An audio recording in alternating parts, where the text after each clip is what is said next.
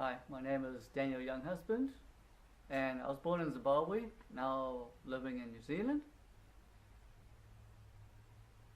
And I'm doing this video because I want to share with you my story and inspire people all over the world.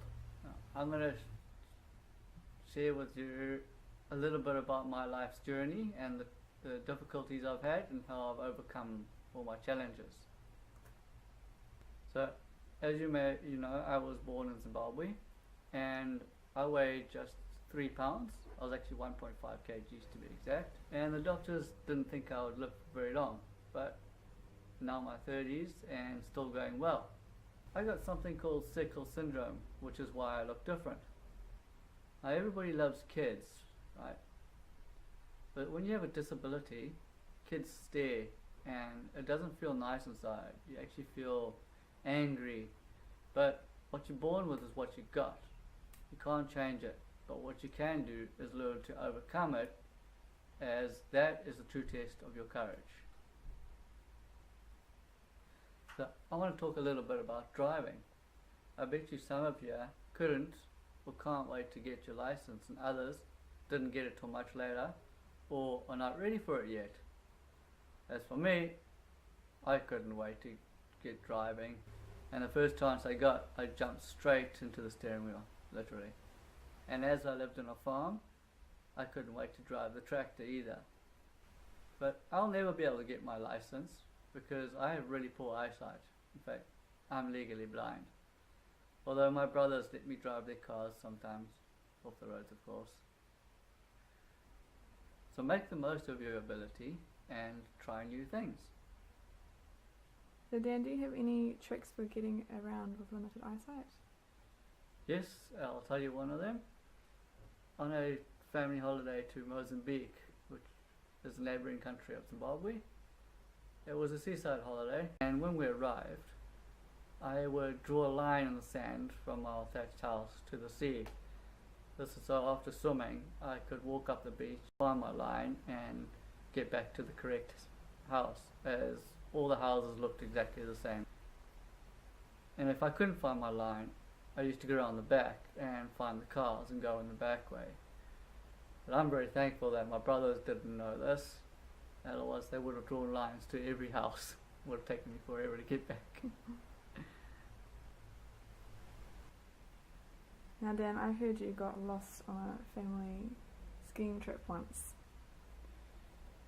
Yes, I was on a trip to Austria. I lost sight of my family skiing and carried on for the next about 5 k's before I ended up at a little town. And before long, after walking around a bit, I realized I was in Switzerland. I was in the wrong country. And I couldn't just pick up the phone and call someone because there was no phones in those days.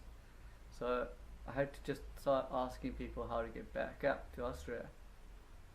Unfortunately, everybody I asked couldn't speak English, until one guy just told me to wait here. He didn't say why or what for. I assumed it was for a bus, which I did.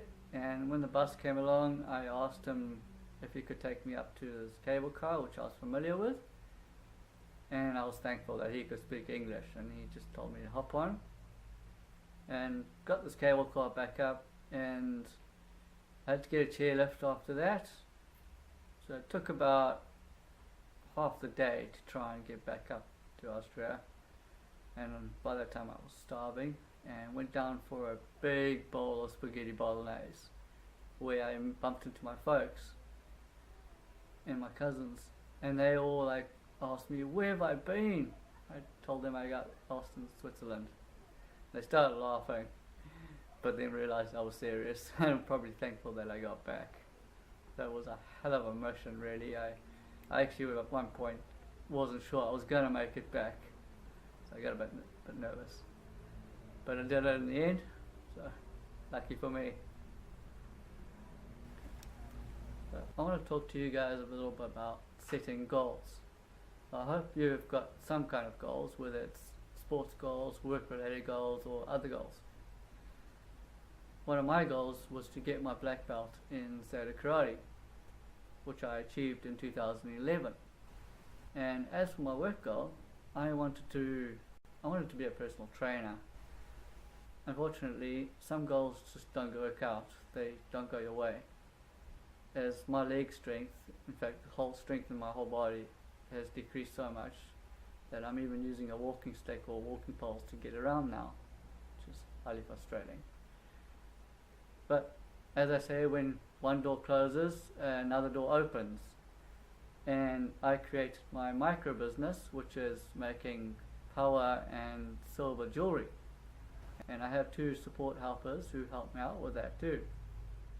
So since then, I've also written my autobiography, which is called A Man Makes His Own Luck, which you can find on Amazon and Kindle too. So you can never have too many goals. You just got to learn to manage them. So make the most of what you have and your abilities, and just go forward. And the most important thing to remember is don't give up. So thanks for watching my video, and please subscribe to my channel for some more videos that I'll put up. I'll put a link below if you're interested in looking at my book. Thank you.